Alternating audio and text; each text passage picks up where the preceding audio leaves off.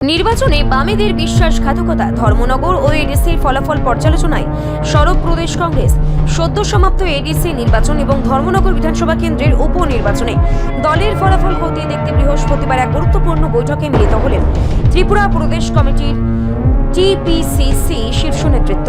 প্রদেশ কংগ্রেস ভবনে আয়োজিত এই বৈঠকে উপস্থিত ছিলেন প্রদেশ সভাপতি আশিস কুমার সাহা, বর্ষিয়ান বিধায়ক সুদীপ রায় বর্মন, মুখপাত্র প্রবীর চক্রবর্তী সহ অন্যান্য নেতৃত্ববৃন্দ। বৈঠকের সূত্রে খবর, নির্বাচনে বিরোধী জোটের আশানুরূপ ফল না হওয়ার পেছনে সিপিআইএম এর একতরফা সিদ্ধান্ত এবং বিশ্বাসঘাতকতাকেই দায়ী করেছেন কংগ্রেস নেতা ও কর্মীরা। কংগ্রেস শিবিরের অভিযোগ, 2023 সালের নির্বাচনে ধর্মনগর আসনে কংগ্রেস যথেষ্ট শক্তিশালী লড়াই দিয়েছিল। জোটের স্বার্থে কংগ্রেসের এর আগে ধানপুর ও বক্সনগর উপনির্বাচনে বামেদের পূর্ণ সমর্থন ও সহযোগিতা করেছিল, কিন্তু এবার ধর্মনগর আসনে প্রার্থী হওয়ার আগে ঘোষণার আগে সিপিআইএম কংগ্রেসের সঙ্গে কোনো আলোচনা করার প্রয়োজন বোধ করেননি। বৈঠকে এক প্রবীণ কংগ্রেস নেতা ক্ষোভ উগরে দিয়ে বলেন, বামেরা একতরফাভাবে প্রার্থী ঘোষণা করে আমাদের সঙ্গে বিশ্বাস ভঙ্গ করছে। যদি আমি ঐক্যবদ্ধভাবে লড়াই করতাম তবে ধর্মনগরের ফলাফল অনেক ভালো হতে পারত। একই সুরে শোনা যাচ্ছে এডিসি নির্বাচনের ফলাফল নিয়েও কংগ্রেস নেতৃত্বের মতে এডিসি এলাকাগুলোতে সিপিআইএম সাংগঠনিকভাবে শক্তিশালী হলেও জোটবদ্ধ আলোচনার প্রয়োজন ছিল, কিন্তু সেখানেও বামেরা একাই চলার নীতি গ্রহণ করে। নাম প্রকাশ্যে অনিচ্ছুক এক নেতা জানান, বামেরা এডিসি নির্বাচনে আমাদের সাথে ন্যূনতম আলোচনার সৌজন্য দেখায়নি। যদিও বৈঠকের পর প্রদেশ কংগ্রেসের পক্ষ থেকে কোনো আনুষ্ঠানিক বিবৃতি জারি করা হয়নি, তবে দলীয় সূত্রে জানাচ্ছে যে আলোচনা ফলপ্রসূ হয়েছে। বৈঠকের সিদ্ধান্ত নেওয়া হয়েছে আসন্ন দিনগুলিতে দলের সাংগঠনিক শক্তি বাড়াতে বিশেষ উদ্যোগ গ্রহণ করা হবে। পাশাপাশি বিজেপির জনবিরোধী নীতির বিরুদ্ধে ঐক্যবদ্ধভাবে আন্দোলনে নামার এবং সাধারণ মানুষকে সংগঠিত করার বিষয়েও সব নেতা একমত হয়েছে। মূলত অভ্যন্তরীণ ঐক্য মজবুত করতে রাজ্যে নিজেদের জমি পুনরুদ্ধারে ও নতুন উদ্যমে কাজ করার অঙ্গীকার নেওয়া হয়েছে বৈঠকে। সমাপ্ত অটোনমাস ডিস্ট্রিক্ট কাউন্সিলের নির্বাচন এবং ধর্মনগরের উপনির্বাচনে ফলাফল বেরিয়েছে।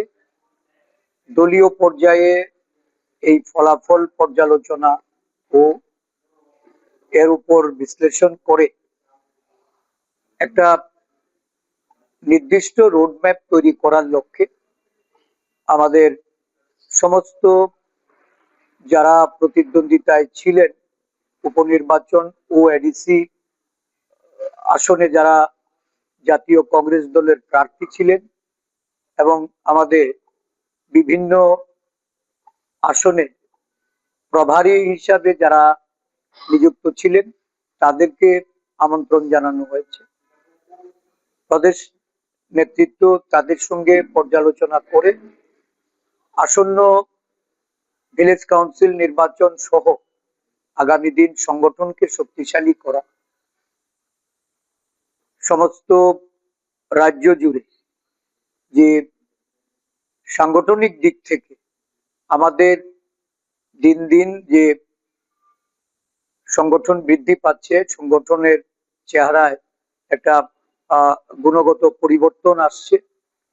সদ্য সমাপ্ত যুব কংগ্রেসের যে সাংগঠনিক নির্বাচন গেছে সেই নির্বাচনেও আমরা দেখেছি প্রায় 25,000 সদস্য আমরা সংগ্রহ করতে সক্ষম হয়েছি।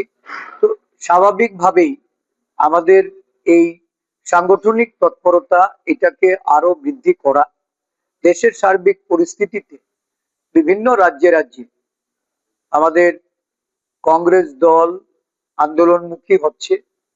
বিভিন্ন জনস্বার্থ সম্মিলিত বিষয়ে কংগ্রেস দলের জাতীয় নেতা রাহুল গান্ধী, আমাদের দলের সর্বভারতীয় সভাপতি মল্লিকার্জুন খার্গেজির নেতৃত্বে যে গণ আন্দোলন মুখী হয়েছে আমাদের জাতীয় কংগ্রেস দল, আমাদের রাজ্যেও এই আন্দোলনকে ছড়িয়ে দেওয়া এবং আন্দোলনে জনগণকে সামিল করার লক্ষ্যে সংগঠনকে আরো বেশি সক্রিয় করা, এই বিষয়গুলি আজকে এখানে আলোচনা হবে এবং তার মধ্যে দিয়েই আমরা একটা পরিকল্পনা নিয়ে আগামী দিন আরো সুদৃঢ়ভাবে আমাদের সক্রিয়তা বাড়িয়ে আমরা কাজে নেমে পড়ার জন্য আজকে এখানে আলোচনা হচ্ছে।